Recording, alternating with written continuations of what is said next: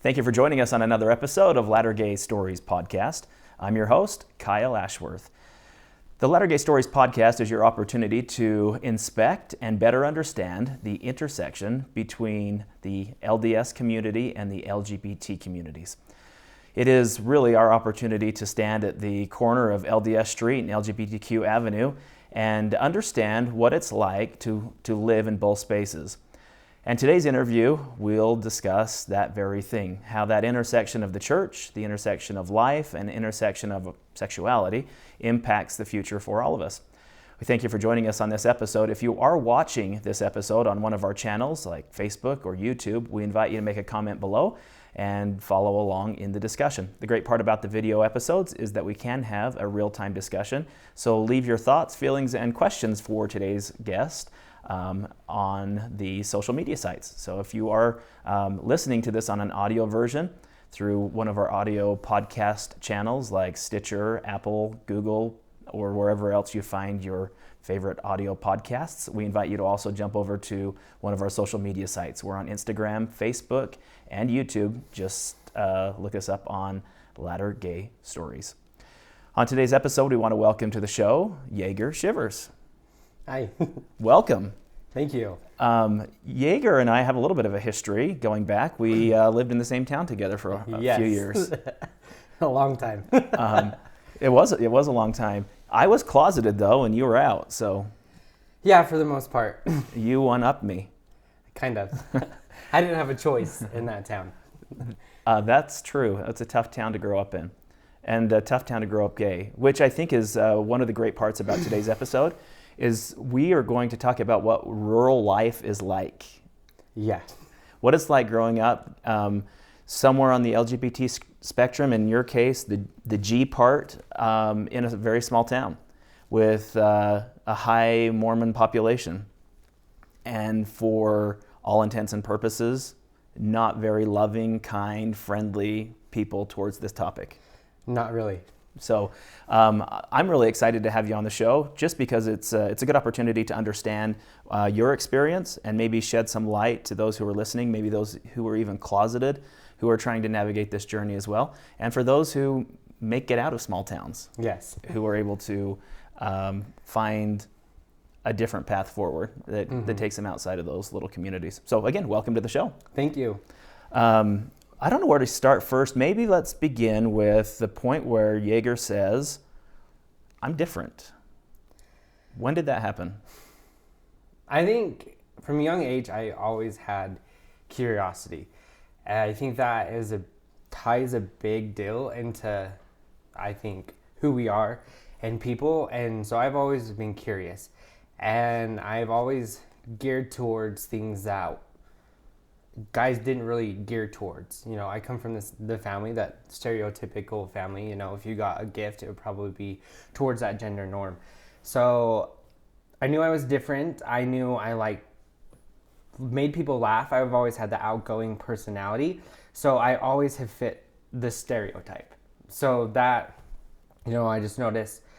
And then I think my mom always kind of knew, but then she didn't want me to act like other guys. So like roughhousing or something like that in like the family, I remember getting punished a lot for a lot of that. So like I grew up kind of confused like about like stuff like that. Like I would see other boys roughhousing and stuff, but then like when I would like join in, I would get in trouble but nobody else would get in trouble type of thing. So I don't know. I grew up kind of thinking, well, a little bit confused on that type of stuff. But then when it's funny because now I have long hair. I've always geared towards that look. Like even men who had long hair, I remember there was this one, my family is a wrestling family, and I was the first man who didn't wrestle in the family. I tried it, but didn't last very long. But I remember a particular male figure that he had long hair, and I'd always be like, Mom, I want long hair like him. And she would be like, no, like we don't have long hair. And I'd always be like, why? And I even one time thought I'd be smart and bring up, well, Jesus had long hair. Samson. Yes. And Samson is a huge like figure in like my ideology and my thinking about stuff like that and the respect of, the cultures with long hair. And so, yeah, so I was always different. I grew up wanting to tumble, to dance, to perform, but I was also an athlete. And that, in Vernal, that's a big deal, and it rocked a lot of people's world. And that was really, really confusing. Later on in high school, it really affected me. A lot of my dreams got shattered. Let's talk about that. Like, where did you feel like you were at a disadvantage because of that? I could compete with the best of them, and I still do. I'm still compete in competitive cheerleading. I'm a gymnastics coach. I love it. I love being an athlete, and I get emotional thinking about it because back then you were so in the closet. And I remember this when I started to come out to my friends. My mom read one of the texts on my phone, and she was just like, "You will not make the baseball team because of this. People will be talking about this. You think he's going to keep this secret?" I'm still best friends with that kid. So it's like one of those things where it's just like, and it was true. It was true. The coach at the time had to make a choice. And I don't think, I was best friends with his daughter. I played volleyball too. So I also played sports where, yeah, it was the typical male sport, but I also thrived in sports where men normally wouldn't, especially in that small town. Now, I live in the city. It doesn't matter. There's no such thing as male and female. You're an athlete. You participate in sports. If you like it, you pursue it. But I just remember thinking, because he was a man I looked up to, and then like him cutting me from the baseball team, it was a shock. Like, I remember walking out of the locker room with my baseball stuff, and one of my friends who was older was like, "Why aren't you going to practice?" And I was like, "You didn't even check the list, did you?" And he was like, "What do you mean?" I'm like, "I got cut." I just remember him freaking out and be like, "Are you kidding me? Like, I'm going to go talk to him." And I'm like, "No, it's fine. Whatever. Like, it's done." And I remember trying out again my sophomore year. Same thing. My cousin made it. No, like, it's whatever, but that cousin at the time was more of a blacker sheep than me. Like, believe it or not, I'm the rainbow sheep, and I claim it.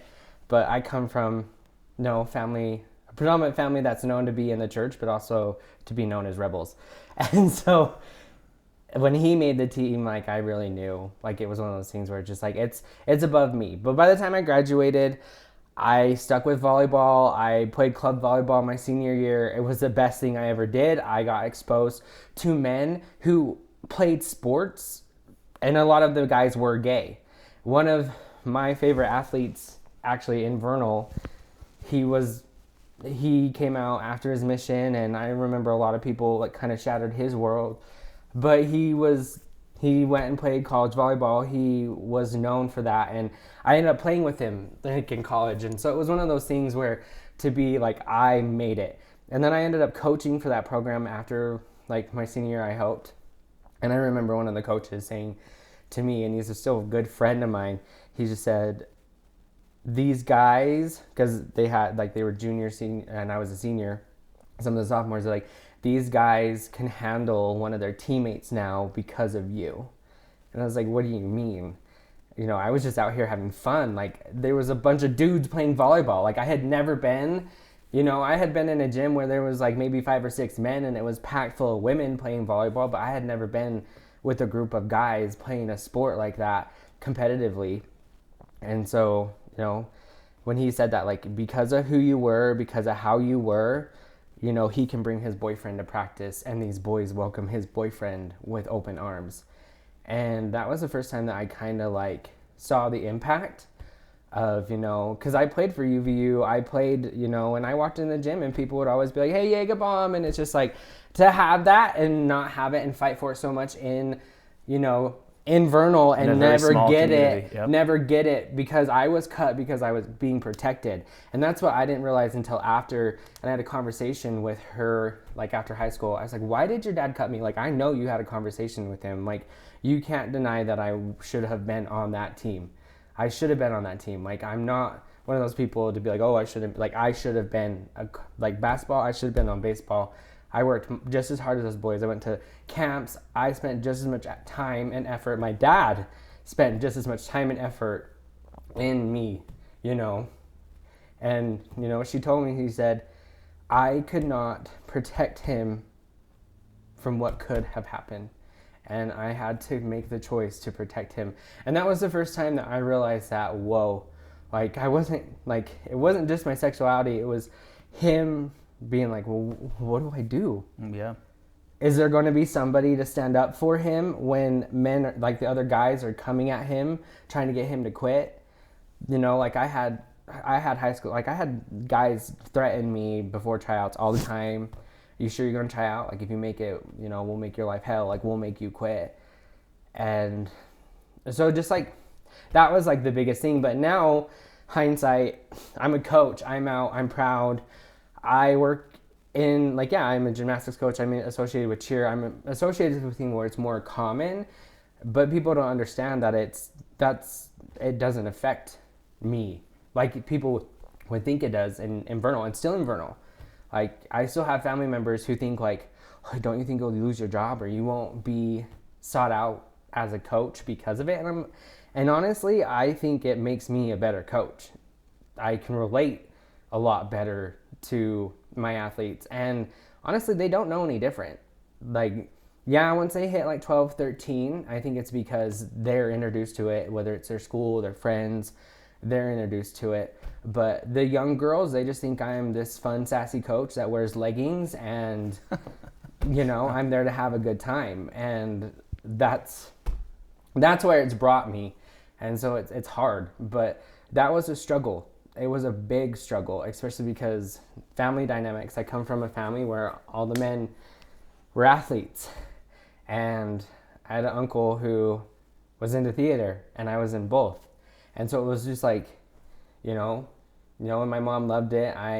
My brother didn't play the piano, but I played the piano. I was in band. Like, I grew up on both sides, so it was really, really hard to see it because people didn't like it. Guys didn't like that I could be both, and they couldn't, or they were threatened. Now I know it's just they were uncomfortable with their own sexuality, and a lot of them say that now. If I run into a lot of the men they're men now, but when we were boys, I run into them and they say, I'm sorry. Like, that's the thing that shocks me, is some of the people who were the nastiest have actually apologized. And I never thought that would happen. There's something to be said about that internalized homophobia among people who are the most difficult to work with in terms of this topic, that they end up, surprisingly, I've experienced this in my own life as well, coming back and apologizing and saying, I was just worried about myself and I was going through some of these same things as well. And I think probably you and I maybe had some same experiences as well, where we also weren't comfortable in understanding our own sexuality and use that as a defense mechanism. I want to jump back a little bit to the point where now you were active in the church, your family's very active in the church. What was it like growing up, deacon, teacher, priest? How out were you? What was that experience like? It's one of those things where learning from other guys that I've associated with, I found out that at that age, all guys are curious about other guys. It's just very like, and even in the church, like I found out that there's other quorums that are very curious. But for me, I knew I was different. I knew we all were looking at, like, all of us were curious about porn, sex, all that stuff, masturbation.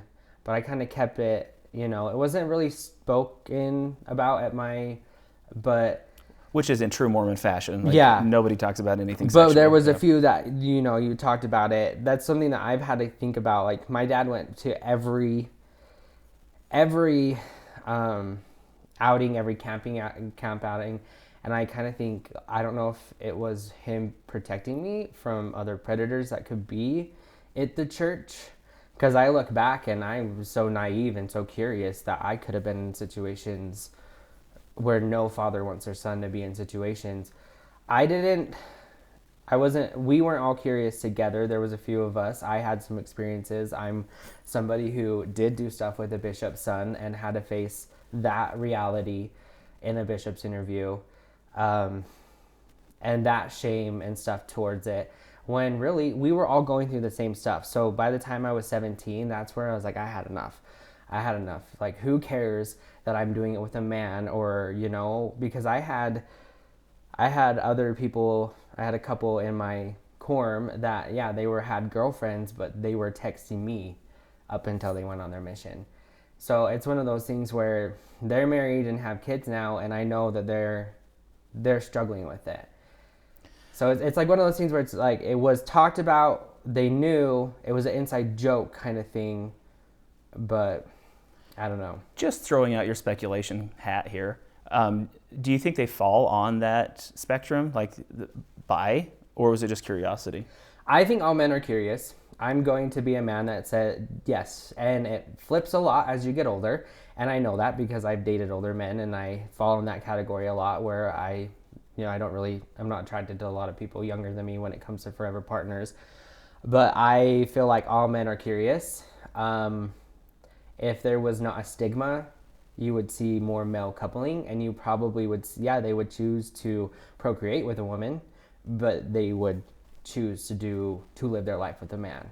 And I think in the Mormon church, because if you go back to polygamy and stuff like that, that's what they were doing. They were living with their men, and they had their wives, and it's in the church. It's in men. It's in the history of men. So I believe men are just that way. The society, I also would agree, has done a really great job at defining a role so rigidly, as we've talked about so far, so rigidly that to kind of buck that tradition, to say, oh, all these things are, here's your box of masculinity, here's your box of femininity. So choose the box that you're going to live in, and then don't ever fall out of that boat. But they never talk about, like, this is what I think is funny, because I loved, like, the Greek mythology. Like, I grew up obsessed with, like, Xena and Hercules and, like, that series and stuff. But learning about those cultures, predatory relationships between men and warlords, like, if a male approached a man and said, I want your son, and they were of age, and they were a scholar or a king, it was just as prideful to give your son to a man as your daughter. As a daughter. That's right. So that is one thing that I've always struggled with. As it's just like, wait, what? Like, but then Christianity started, and they say, oh, that may be bad. Like, we want to control this. Like, but then in the closet, they are always with young men, young boys, young men. So that's one thing when people say, oh, you leave the church or you have an opinion, when I started seeing that in the church, when I saw it in other cultures, that's when I was just like, are you kidding me? This is not something that, like, I chose. This is something that has been around in every culture, every religion. Christianity and the modern religions just try to shuffle it, but then they participate in it. So I don't know, by the time I was 17, I was just like, I'm not going to lie. I'm not going to lie about who I am supposed to be, who I was created to be. This is me. It doesn't make me any less of a man. It doesn't, but when you talk about it, kings they were surrounded by male and female because they were the ultimate masculinity, and the ultimate masculinity was being feminine and masculine at the same time. What got you to that point? Because I think that's a really great point where you just throw your hands up in the air and say, I need to be me. I have to be out. I have to live my truth. What tools, what resources, what got you to that point where you could say at 17, I'm out and I need to be? Well, freshman year, started seminary, but I also started conversion therapy. So it was a big impact. Who initiated conversion therapy? Who encouraged you to go? Mother. Okay. So by that time, I started, like, 7th grade was when I started looking at porn, and it started at, like, straight, like, just regular porn, but I didn't know what it was. So, they preach it to the pulpit, don't look at porn, don't look at porn, don't look at porn. Well, when you have a curious boy who his parents haven't even talked about really sex, other than, like, what's the first strength of youth pathway and all that stuff, the normal stuff. And traditional Mormonism that doesn't talk about this topic at all. Correct. And I come from teen parents who don't want to talk about it because they think, well, you're going to do it because we did it. That was the mentality of my family. I just Googled it. Google being, like, the normal, normal curious boys. that's the thing that like I want people to know. Boys are curious, women are curious. So to shame us for natural curiosity is horrid. It's horrible. So I don't know. I just, by ninth grade, that's what happened. Started with LDS Family Services. It was horrible. He didn't know what he was talking about. Like, I could manipulate him. And so it was one of those things where it was just like, whatever. So your therapist was in Vernal? Well, they brought him to Vernal. And Okay. it was the typical, this is like how messed up it is about like, yeah, they want to help you, but it's so secretive. It's like, they tell you what time your appointment is and what time your drop-off time is, so you don't run into anybody who goes to those sessions. And so, but when I ran into somebody and I saw who it was, like, it's just one of those things where it's just like, we really are like shut out. Like, now I can see it's a shunning, but growing up, you don't see that. So you went through LDS Family Services. Did they use programs like Evergreen? I went through that too. Journey into Manhood? Yes, I went to that. North Star is what they have now. It's hard for me to talk about that. I still have family members who are associated with that. And that's the hardest part, is because they've never asked what happened. And when I was in the programs, I was trying to be the poster boy for those programs, and I got affiliated with some of the higher ups. And when I found out that they were living double lives with each other, and I don't know, it's hard for me to say exactly what I want to say about those programs, because people believe so much in those programs, and it has helped a lot of people, but in my eyes, it's a fraud. I think you can be very honest about those programs, because especially in the state of Utah, where there's been the ongoing conversion therapy battle back and forth about outlawing conversion therapy, and the recording of this, as the date of the recording of this broadcast, it's still okay to participate in conversion therapy in the state of Utah. Hopefully in the next few weeks it's not, as there's been another round of legislation to push against it. But Honest Engine, like where does Evergreen, North Star, Journey into Manhood, where do they go wrong? Like what are in your experience, what were the pitfalls? They're all liars, in my opinion, and I would say it to their faces too. And that's the hardest part, is by the time I was 17, I remember because all my seminary teachers, like, that's one thing, is like, they are true Christian men in my eyes. They never kicked me out of a class. Even when we had like the law of chastity talk, like I remember Brother Wheeler just being like, "Are you ready for this?" And I'm just like, just don't shut me up. Or if I'm being inappropriate, like I'll respect the Lord and I'll respect the Lord's house, but I'm not going to let them treat me any different, because they're breaking the law of chastity too. But I'm the one that's talked about at the church, at the school. You know what I mean? And I graduated, believe it or not, like I was on seminary council. I graduated seminary. That was a huge deal to my mom. But by 17, I just remember blessing the sacrament. And typical men, we talk about what we do the weekend before we bless the sacrament, like little boys that don't know what they're doing. But I remember AP English, Mrs. Forsgren taught me a lot of stuff, but like the symbolism, and even just like thinking about the symbolism, I remember looking at the sacrament table and just realizing, just like, if this is really like you believe in a blood sacrifice, and if this represents a blood sacrifice and you're blessing it with dirty hands, like, you're damning your soul to hell. And I just remember looking up at my mom, and like, this is hard because they don't know I'm doing this, but I remember looking up at my mom and just thinking, like, this is my first like witness of like me being myself. Like, I just remember looking at her and just being like, if you believe in the symbols and you believe in divinity, is damning your soul worth it because you want to appease her? And I remember at 17, I made that choice not to bless the sacrament again. And that made me realize that me not being a liar, me being authentic and being myself, my family were going to turn away. And that's when like the programs like Evergreen, Journey into Manhood, like those were really started being shoved down my throat. And so I remember Dr. Nicolosi was who I saw, Junior. There's a lot of controversial stuff going on with him right now in California. And I don't know, it's hard because a lot of it does resonate with it, especially because like they preach about like, oh, you're not connected with your father. So that's why, especially when you talk about me, like I like older men. So It will automatically put me in the daddy issue. But I didn't have an issue with my father.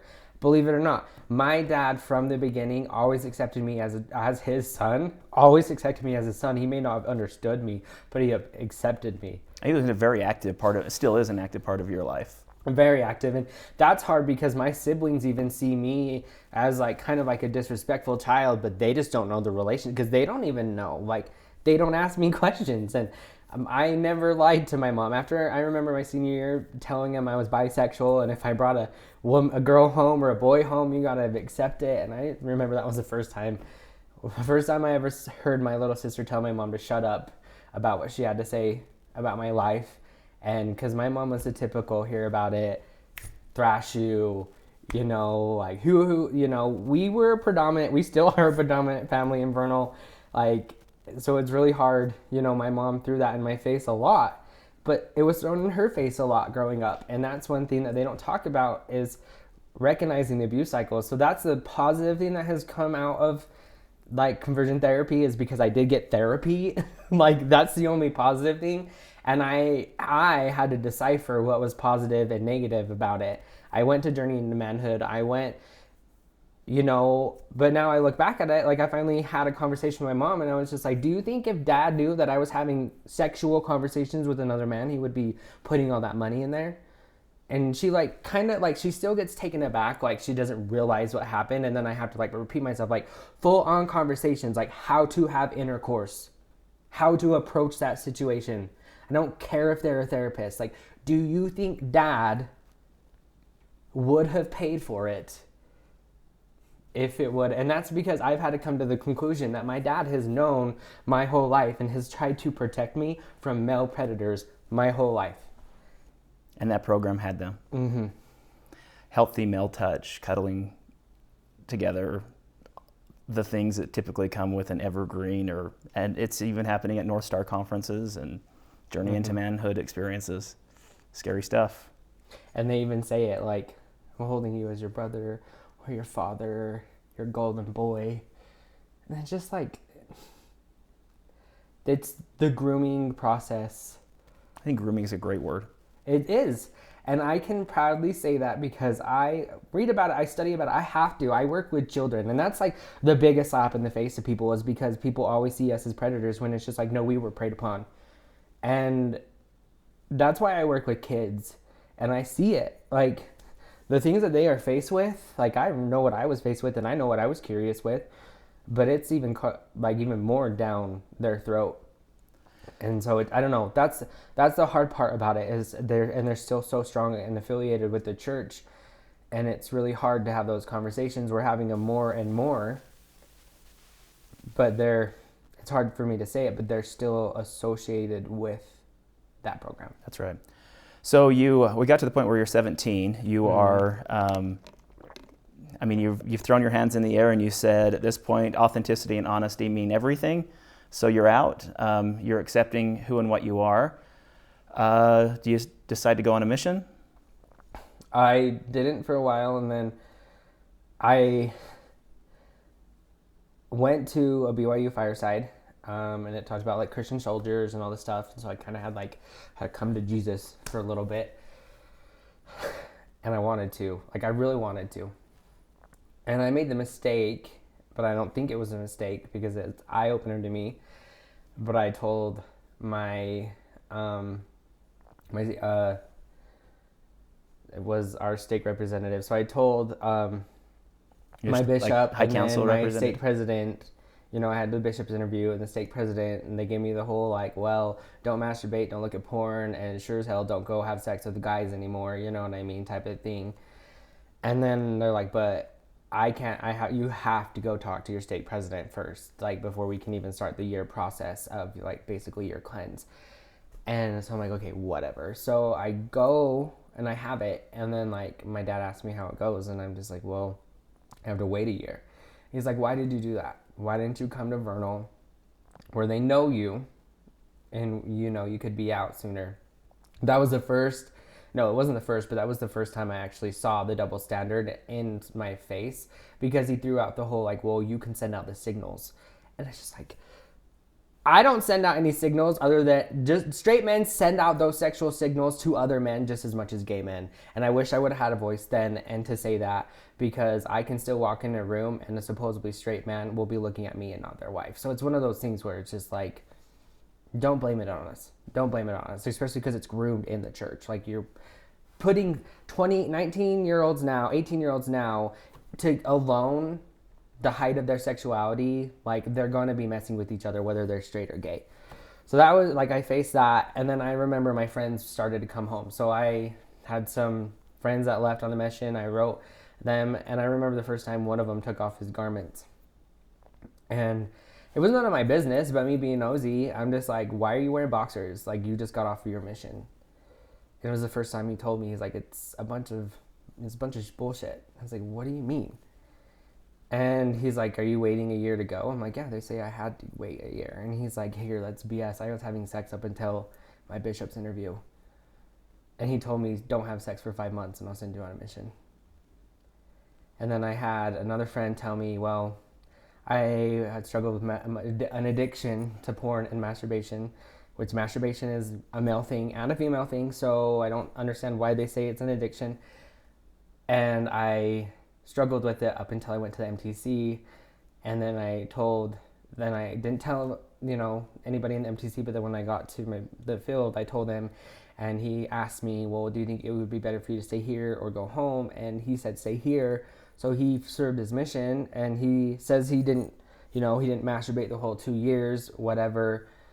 And I believe him, but it's one of those things where it's just like, to even be put in that situation, and yes, I didn't go through the temple, but I made the choice because, and my parents know this now, but I made the choice that I wasn't going to lie and make those covenants and then take my word back. That's one thing that my mom has always taught me about the church, and the church has always taught me, or believing in a divinity, a divine figure. Don't make promises that you cannot keep. And so, making that decision, I think I was about like 20 at that time, maybe I was, yeah. Kind of made that choice, and then I just saw it, just talking to my friends that were honest with me about their experiences, having that man-to-man conversation. I decided I can't do it. I'm not going to walk through the temple. I'm not going to take out my endowments. I'm not going to do it. Was still kind of involved with those.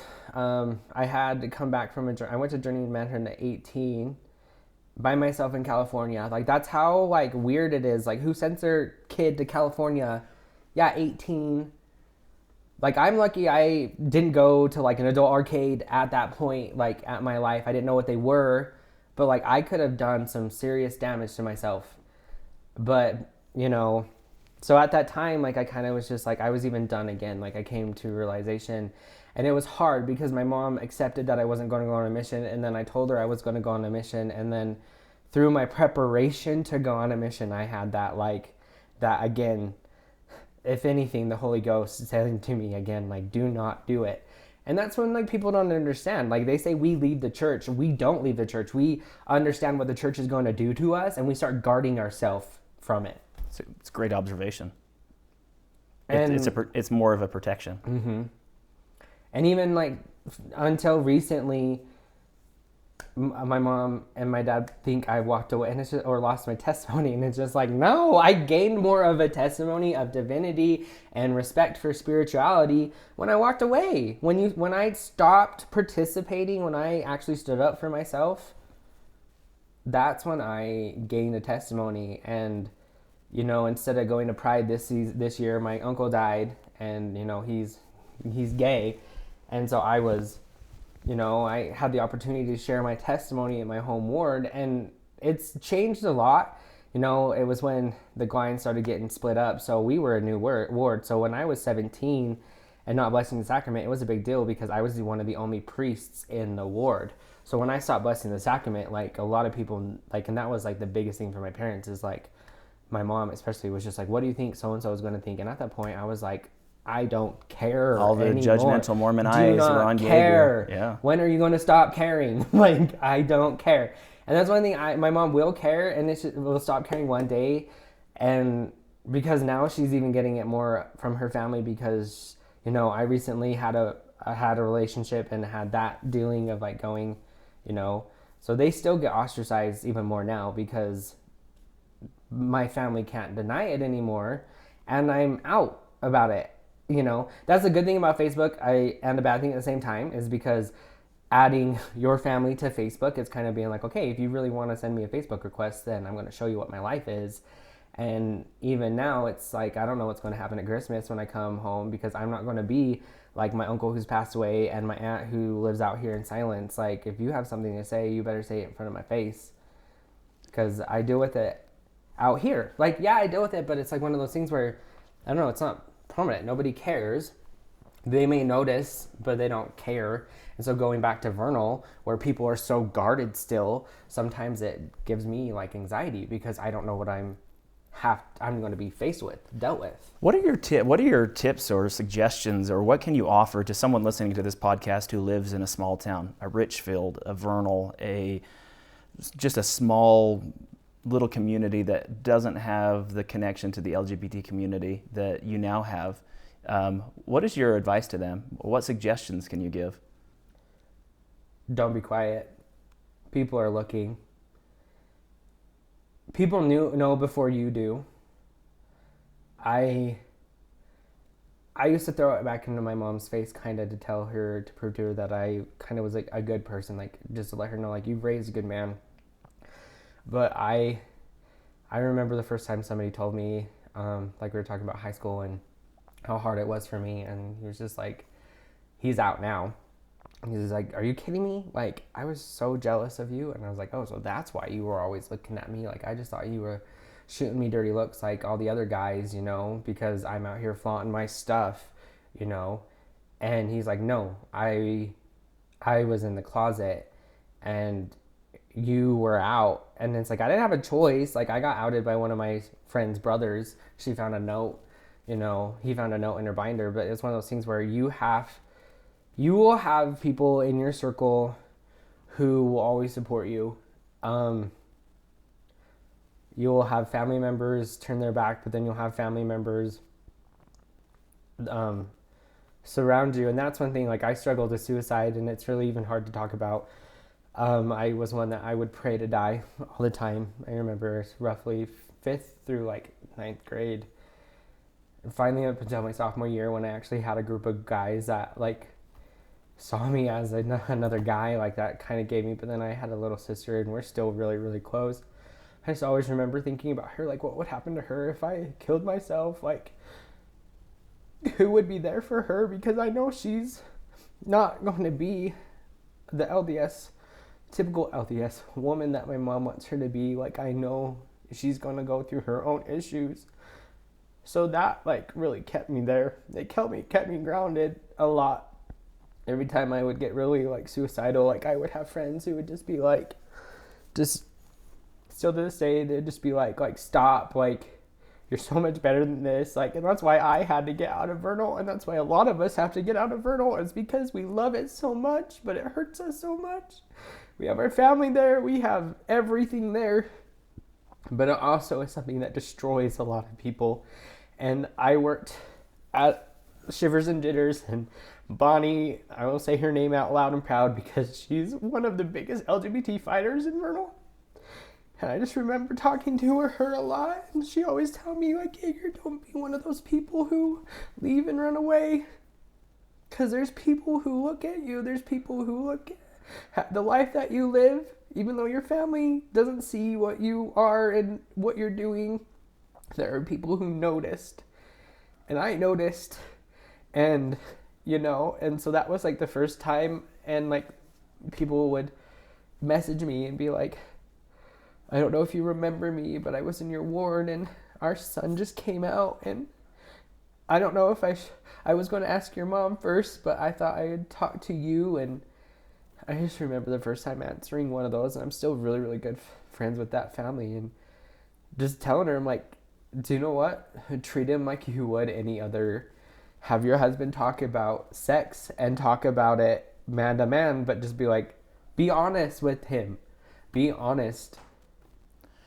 because the part of that conversation that we're not honest about is meeting especially that gay son exactly where he's at. Mm-hmm. The honest part of that conversation is knowing that he's not going to change, that who he is and what he is exactly what he is. Mm-hmm. And that's a hard conversation to have. And I have to thank parents who do proactively try to understand their children and who work to make their lives a little easier. And both the parents who try to understand the sexuality of their son or daughter, but also proactively work to help their mm-hmm. son or daughter thrive. And that's important. It is, and I think it scared my parents a lot because, you know, they were sexually active as teens, obviously, like my mom, you know.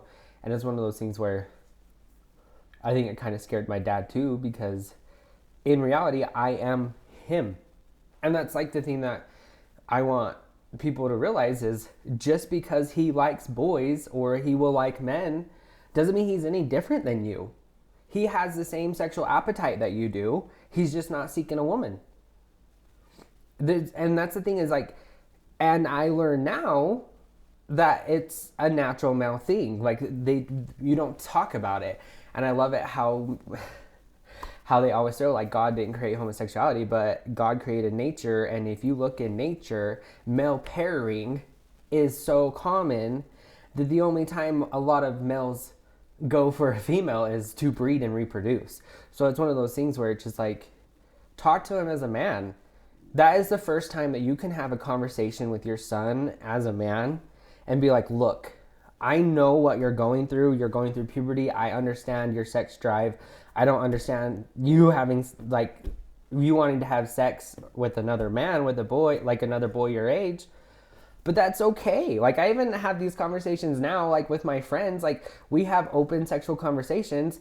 They know I'm talking about a man, but we're talking amongst men about, you know, or an adult party. But it's one of those things where it's just like, there's nothing to be ashamed about it. Especially because I never understood how you can be married in the temple and it's okay to talk about your sexuality and your sex life because you got married in the temple. Like it was I got married at the temple, I can be a perv, I'm married to a wife, like I can joke about sex. But me, you don't want to hear about what I do behind closed doors. You know what I mean? But they want to judge you for that. Mm-hmm. And that's an interesting dichotomy where if more members of the church looked at this topic less with the binoculars of what happens in the bedroom and more about the spectacle of relationship and companionship and the desire to love and be loved, then we could be in a completely different place with this topic. Oh yeah, so different. And it's just one of those things where I looked for it in the wrong places. And that's one thing that, like, try not to live with regrets, but that's one thing is when I dropped my standards and I kind of was just like, all right, I'm going to do this. I'm going to be a gay man. I dropped everything. And that's when, you know, you start looking, you know, you go to the bars, you go to the parties, and we all know what those parties are, and you try to explore, but it's like a kid in a candy store that doesn't know what they're doing. And that's like my biggest thing and my hardest thing about being part of the LGBT community is knowing where I stand there, because there's men who are still with their wives that go camping with their friends and their wives don't know what they're doing. But then they go home on Sunday, they continue their lives, but yet I'm shunned or I'm looked at differently because I'm being honest. Because that's one thing I had to realize is whatever I do here, they always throw it in your face. Well, it's being noted in heaven. Well, then I'm not going to shock anybody by the time I get up to heaven because I've been living my truth on earth. So when it's played against, you know, they teach you about everybody will see what you've done. You know, everybody will see you and your judges. I'm sorry, but pretty much I know those bishops that were judging me were having the same feelings or going home and watching porn after the interviews or... I say bring the popcorn. It should be a great it's just show. And that's where I had to tell a lot of, like, my sister, even, like, who's been, like, the mediator, like, why do you do the things you do? And I have to remind her, it's like, Kennedy, like, I didn't have anybody to look up to when I was younger. I didn't have anybody... So me being who I am and me being out and proud and being able to talk about those situations, even with the littlest kids, you know, I've been asked, what are you, a male? Are you a girl or a boy? Like, I get dealt with that all the time, you know? And then you answer the question, well, I have a beard. Well, you have long hair. Yeah, but I have a beard. You wear leggings. Doesn't matter. And they're like, oh, okay. Like, that literally is the little kid conversation. Like, they're not going to ask you anything different. So that's like the hardest part, is even recognizing in my family when they've started to talk about me and my nephews are acting different around me and I have to address it. Like, what's going on? What's being said behind my back? Because they won't even come into the room anymore. They won't even look me in the eye anymore. But going back to it, being in that small town, if your family truly wants to be part of your life, or you want to have them part of your life, you have to stop being silent. You have to stop being silent. Own it. And when I started being honest with my mom, I knew if she was asking me a question, as her son, it would be more disrespectful to lie to her because she's asking me. So if she hears anything about me, it best be out of my lips. So, and it's been like a really good thing for my mom and I, but it's really hard because my siblings see me as this disrespectful person because I'm throwing my life out in my parents' face, when it's just like, oh no, my mom and dad want to know what their son's doing, and I'm telling them what their son's doing. I'm not, yeah, I go out to bars. I don't drink. There's people who go out to bars and have a good time and don't drink. It's true. But the fact that I'll tell them that I'm going to a bar, or I've applied at a bar, or, you know, like they try to shame me, or I drink coffee or something, when it's just like, you guys don't even know. Like, there's so much just more to spirituality. There's so much more to like being people. And so like that's the hardest part. But me finding my voice, and I still am, like, it's not perfect in my family. I still have family members who will do really offensive things or say really offensive things about me, and I'm just so used to just letting it hit me and like brushing off the shoulders. But now it's really starting to be like, no, because if anybody else said that to you in Salt Lake, you would stand up for yourself and you're not scared to go to jail. Or, you know, I've always been the type of person, like, if I'm going to do something, I'm willing to deal with the consequences. So that's where I'm at with my family right now, is I have to have my voice at the table, and I'm not just going to sit there and be silent, because I'm not part of that. I'm not going to be married in the temple to get that right to be part of the family. Like, that's the hard part. The churches don't understand that culture even affects the family, because if you won't ever get married into the temple, you still are even ostracized before you die. So it's like, it's one of those things where like you won't ever have a voice or a place at the table, but I chose not to be endowed because I respect it. Like, it's hard to deal with, but you just have to be ready for it. In speaking with a lot of parents regarding this topic, because as you can imagine, I get emails and inquiries from parents, just like the parents who messaged you, our son or daughter just come out, or our daughter identifies as trans, what do we do? So a lot of those questions come in. But the most prevalent and most prominent concern that I always get, especially among Latter-day Saint families, is the hardest part for us to deal with is the idea that our son or daughter is breaking this eternal bond, and that we'll no longer be together forever in the celestial kingdom. It's the number one thing I get. And that separation, that breaking of the familial bond weighs so heavily on Latter-day Saint families that they will do anything in their power to try to rescue or save or change their son or daughter in order to hold that bond together. And the reality is usually a little different. Yeah, I can't speak for divinity. I don't think that's the end of us.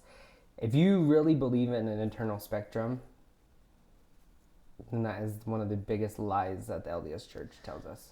Yeah, you brought it up with coffee. I still struggle to this day thinking that there would be a Jesus on the other side of a gate saying, Yaeger, I would love to let you in, but remember that time you went to Starbucks? Remember the time you worked at Shivers and Jitters? Sorry.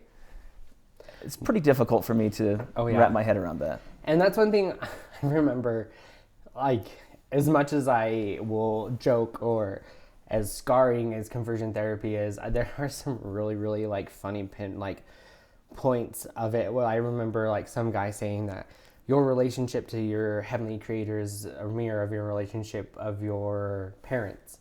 So of course I feared my parents, so I'm going to fear the divine, I'm going to fear the divinity. But when I stop fearing my parents and when I stop being ashamed, learning that I have nothing to be ashamed of, I'm just exactly who he wants me to be, I'm like, there's really nothing that you can throw in my face and be like, well, because in reality, if he created me this way, he knew exactly what I was going to be faced with, and he knew exactly the choices I was going to be, just like he knew exactly the choices that you were going to make when he put the temptations in front of your face. It's a very good point, because, and this is maybe the point directly to the Latter-day Saints, exactly what you just said. If I was created this way, to believe something opposite of that would require a Latter-day Saint to admit that God made a mistake in your creation. And that's really difficult for any believing Mormon to say God made a mistake. So you can't have it either way. Either God created me this way or he made a mistake. Which do you choose? And that can bring us back to like the gender norm. And this has always bugged me. We never talk about the Heavenly Mother. We never talk about, but so it's just like, but you talk about like the sanctity of like creation and male and female, but you don't talk about our Heavenly Mother. Like, that always rubbed me the wrong way.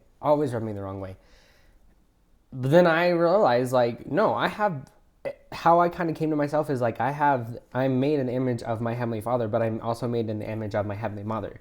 Like, if you believe in the divine masculinity and the divine femininity, like other cultures and other religions believe in, like, there's no mistakes.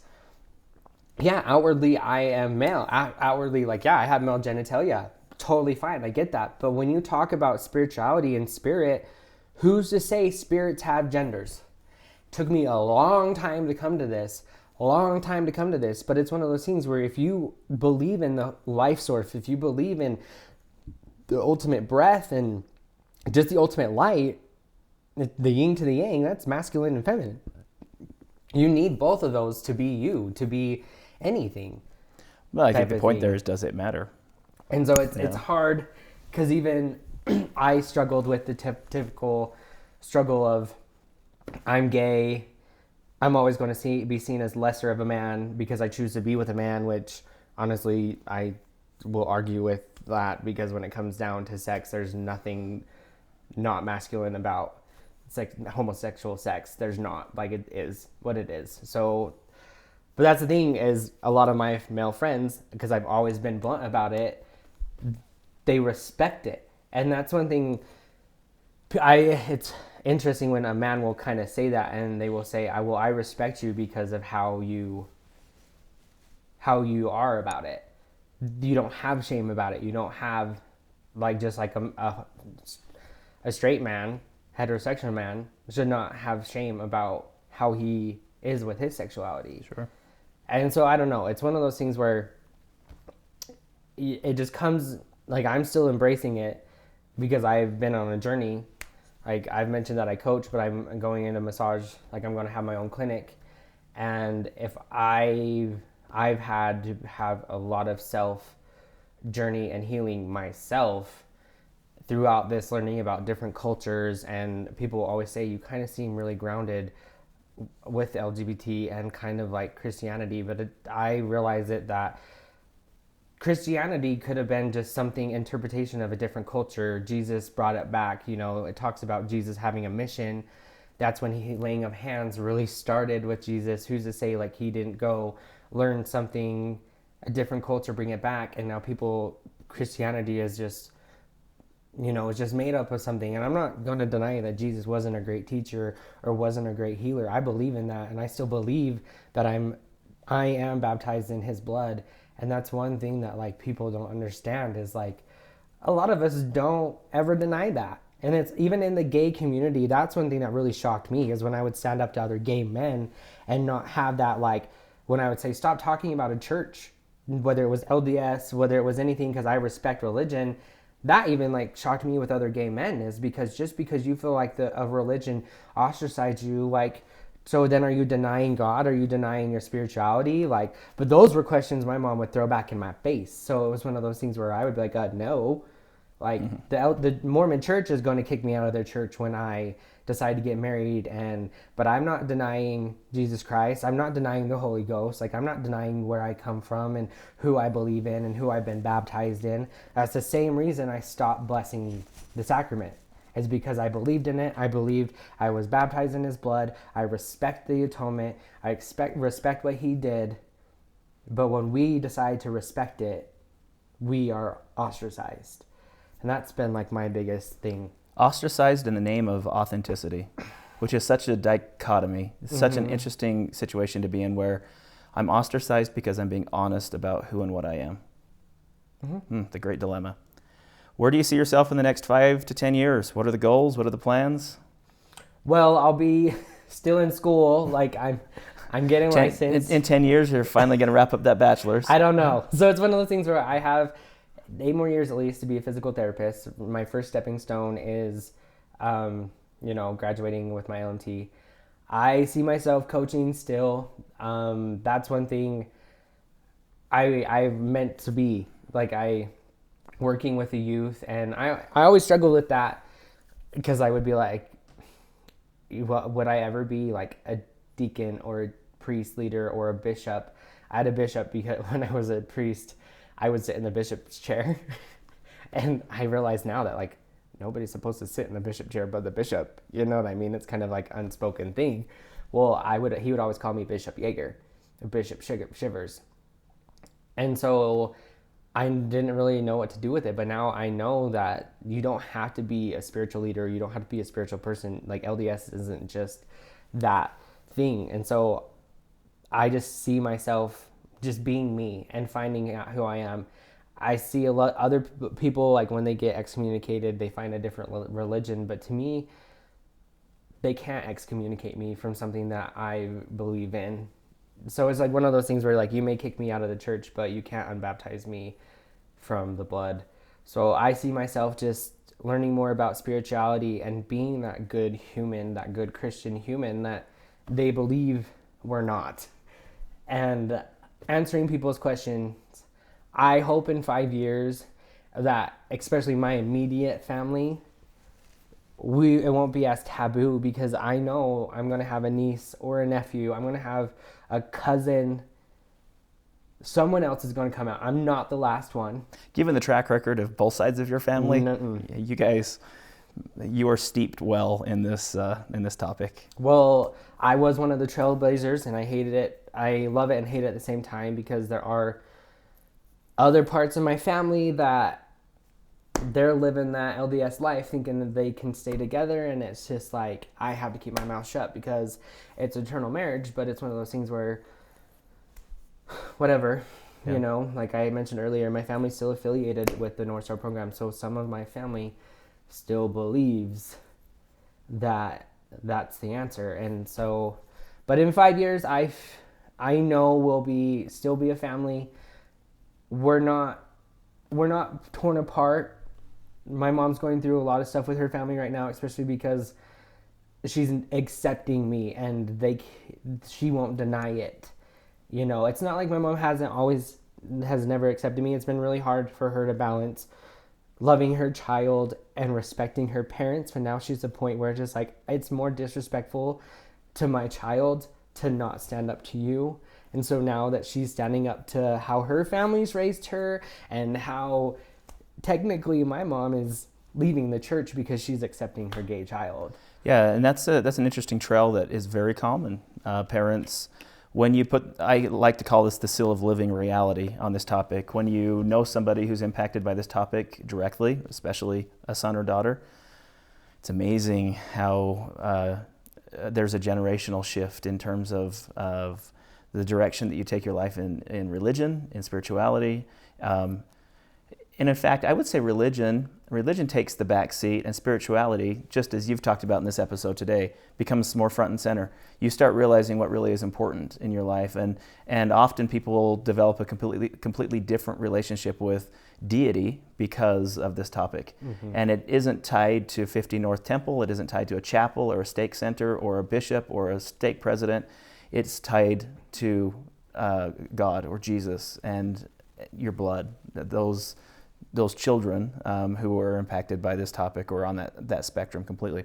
I think that's great advice. Advice to a closeted young man or woman listening to this episode. That's a hard one. Because like I mentioned earlier, I was outed. Not to get too into it, but I remember writing my friend, my first experience with a guy. We were in 8th grade. And then her brother was in her binder trying to find money, being brothers, taken from her sister. And he found it. And he outed me to her family. And luckily, she stood up for me and was like, because they were going to call my parents and be like, I can't believe he's doing this at this age. And, she's always been outspoken. And she looked at her parents and was like, what were you doing at our age? And that kind of like stopped them. But the repercussions of it, everybody knew about it. So by the time I was in high school, I was just it. You didn't have much of a choice. No. So you were out. So I tell this to people, and people kind of look at me as like I was one of the most popular, but also one of the most hated people in my school, in high school. It's hard. It is hard. Like I have a best friend that I'm still friends with, but like our relationship only for a while was through MSN Messenger. Because I was friends with his brothers. I played baseball with his brothers. And so we didn't have a relationship for a while until like almost outside of high school. And him and my mom butted heads because my mom was on the PTO and he wanted to bring the Alliance in our school. A GSA? And my mom fought against the Alliance. Not out of hate. She was fighting out of protection because she knew how much I got bullied because I wore that target because I didn't choose. But when you're ready, you will know who will support you, who will love you. The most likely one of your teachers is of the LGBT community. They'll always have your back. They're either an alliance or they have family members. I remember a lot of my teachers knowing my mom because she was on the PTO and knowing my sister Catelyn because she was 2 years older than me, and us going through it because she was your typical LDS, and I was too for a while. Like I could shoot out scripture masteries with the best of them, but I stopped doing it because I only used it to combat with people, and to me that was defeating the purpose. But you will surround yourself with people, and when you're ready, come out. It's gonna be hard. Like I said, I was suicidal for a very long time, up until I was like 21, 22. I struggled with it a lot. Vernal has a lot of suicide in it. And still to this day, my mom will text me when she hears about somebody committing suicide in Vernal and making sure that I'm okay, especially because I'll hear about the news on Facebook or a text message. Like I've had friends commit suicide that aren't LGBT, but just because of the pressures of the Uinta Basin. So if you're like that small town, because there are people watching, and that's the hardest part, is my mom would always say, like, there's people watching, there's always little eyes on you, like, remember who you are, like, you're Chivers, like, remember who you are, remember what you stand for. And even though she was saying that to kind of, like, make sure that I was, like, walking on eggshells, like, she also was getting me prepared for stuff like this, to be able to walk into a gym, into a job after the job interview in leggings and be able to step out there. Like I'm training to be an all-around gymnastics coach. It's something that a lot of men don't do. Men in the gym spot a lot more, but no, I'm out on the floor learning the routines, teaching the girls the routines. And like the biggest satisfaction I see is like when their dads are looking at me and they respect me as a man because I'm taking time out of my time to teach their daughter something that, usually a woman teaches. And so that's one thing that I want them is find your passions, go with it. I don't care if people shun you for it, do it, because once you leave that little bubble, you will be embraced. You will be embraced with open arms. People will surround you and talk about you, like it still is very impactful when somebody outside in Salt Lake, because to me it's a big city, you know, from coming from Vernal, but when they know who I am and who I'm associated with or the gyms I've worked with, and you know, they're like, oh my gosh, you compete with Utah Extreme, like you're a cheerleader, like you're that gymnastics coach, like, you know what I mean? And that's something I never would have thought in high school. I never would have thought that would happen, and now it's happened. Like just stepping out there and proving to my family that I'm not just working at a gym because I like gymnastics. Like I'm meant to be this way. Like this is what I do. And so that's the hardest part, you know, is accepting who you are and going with it and just building your passions. Because with that being said, some of my coaches are the biggest people who have impacted me. One, because one just didn't care. She was somebody who moved into Vernal, who didn't have a good reputation just because she was an outsider and wasn't LDS. But now she still has a studio and she's still teaching, and she's now teaching one of my nieces, which is like the circle of life. Like my best friend is her coach and stuff. And like, so you just never know. You just never know what's going to happen with you just being you. And then I have one who had a gay son, and I remember talking to her one time about why I was scared to go into high school, and her saying like, who cares? Like, who cares? But it was her getting that opportunity to tell somebody else maybe something that she wasn't able to tell her son at the time when he came out to her.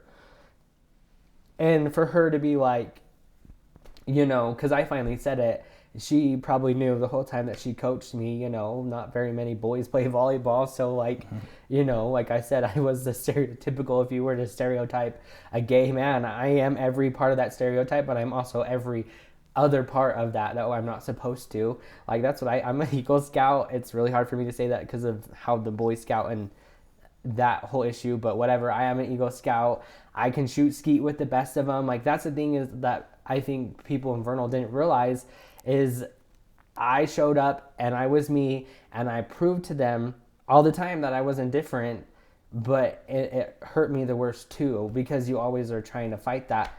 It never stops. Even in like the world, like business world, it's a dog eat dog world, but you'll have family, you'll have something. And honestly, I'm not scared of losing a job. I'm not scared of being ridiculed. Yeah, there are some times I wake up and I'm just like, today could be the last day. Somebody could shoot me. Somebody could jump me. That there is still that. I had it in high school. I had my big irrational fear of being beat up in the parking lot all the time, or if I got jumped, would anybody stop it? Like, those are normal fears. Those are normal fears for us that people don't understand. But now I just don't care. I would be the person, if whether they're LGBT or whether they're Muslim or whether they're different race, black, I don't care. If somebody was being beat up, I know I would stop it.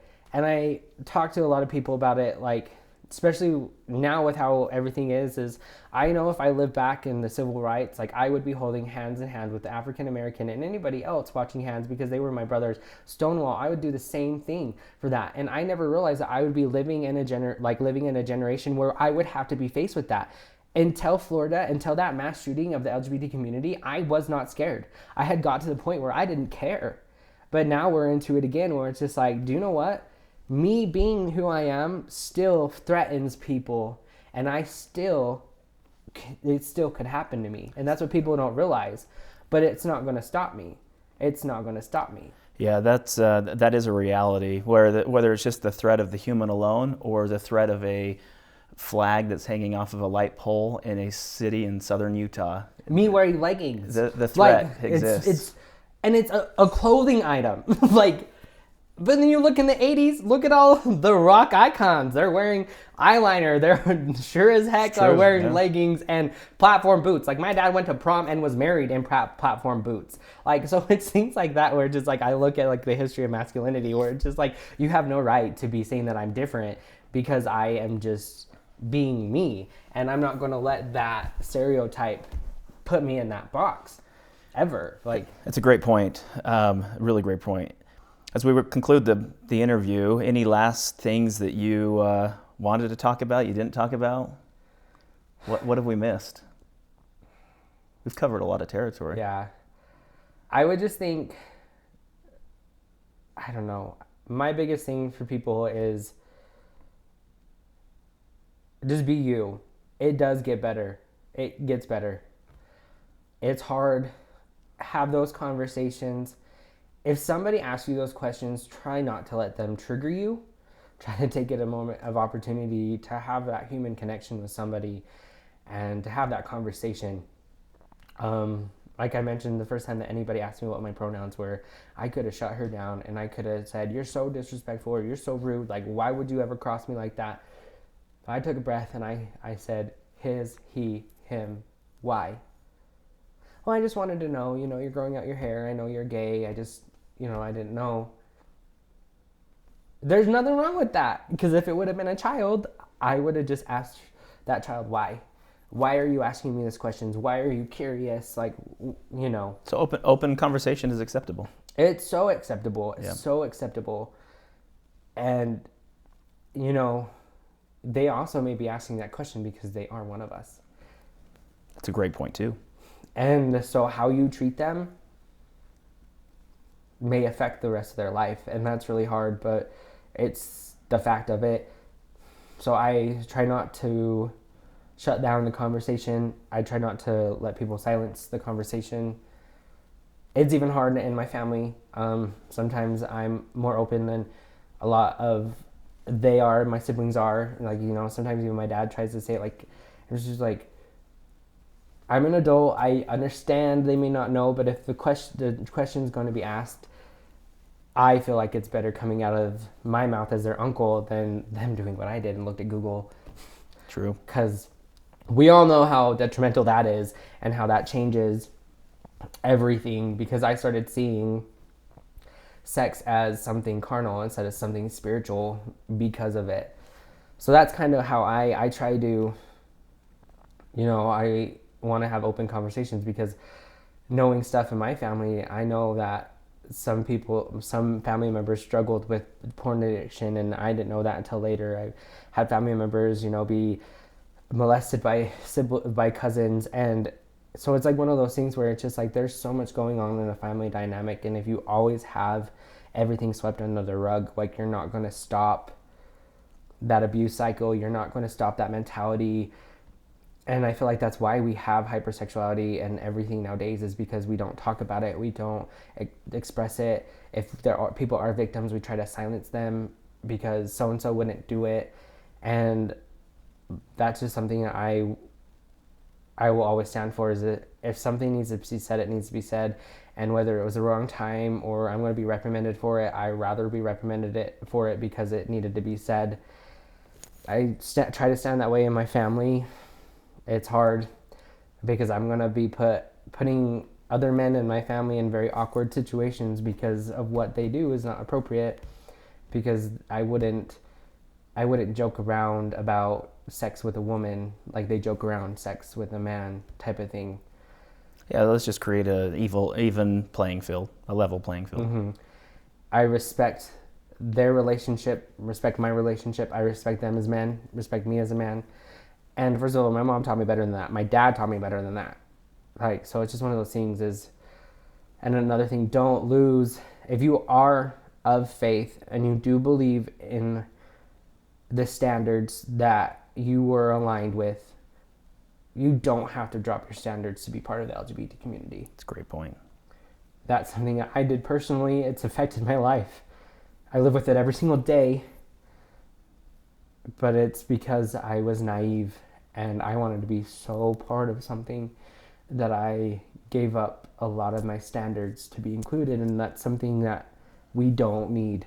You don't need to be a part of. You don't have to go out and join the parties. You don't have to be drunk at a bar every weekend to be part of the community, to support it, to have the voice. I'm not condoning anybody who does participate. I do participate in a lot of the LGBT community stuff and a lot of things that even people may think is shameful, but I'm not ashamed of it because other men are out there doing it. They're just not, they won't talk about it. you know. And that's the thing is, there's still men living a double life, and they still try to silence us when it's just like, no, I'm not going to be silenced because you still live a double life. That's right. It's great advice. And like, I don't mean any respect saying that to anybody who goes that way. I just didn't do it. I could not do that to a woman. I actually think that a lot of people will keep themselves closeted, hiding in fear, because they think that in order for me to come out, it means that I have to be covered in glitter and in sparkle and wear rainbow clothes, and like you talked about, like you mentioned, lose my values and morals and sense of community. And that's not the case. I know plenty of people on both sides of that spectrum that have maintained their religious stature, their religious convictions, and yet still embrace the LGBT community. And it's very much possible. Yaeger, thanks. It's been a great interview. Thank you. I appreciate you taking a few minutes out of your life and sharing your story, because I think it is impactful. And I think, like we mentioned, the important part is to understand that there is life after a small town, and big life, a highly religious family, and all the things that seem like check marks against living an honest and authentic life. And stories like yours are important to share, to see that life moves on, and that there is some excitement outside of that closet. A lot of excitement. A lot of excitement. Very. Thanks again. Thank you. Another episode of Latter Gay Stories podcast. If you are following along on the video version through YouTube or on our Facebook channel, we invite you to make a comment below. And if you've got a comment for Yaeger or a question, feel free to include it, and he can respond to you directly, and we'll have that real-time conversation. Again, we want to thank you for joining us on this episode of Latter Gay Stories podcast, where we inspect the intersection of sexuality and reality, where it meets at LGBTQ Avenue and LDS Street. But most importantly, episodes just like this give you the opportunity to continue writing your Latter Gay story.